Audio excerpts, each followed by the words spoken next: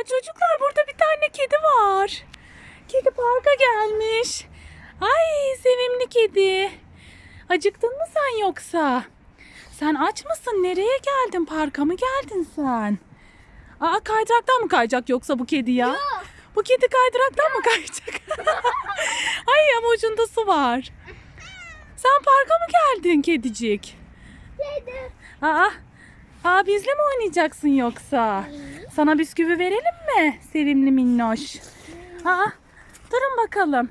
Bisküvi verelim kediciye. Biz kediciye bisküvi verdik. Merhaba kedicik.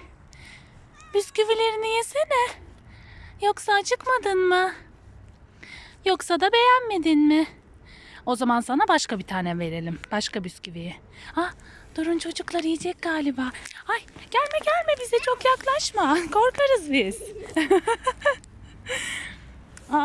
Orada yuvası mı var yoksa çocuklar? Kediciğin. Ay. Başka bisküvi verelim sana o zaman.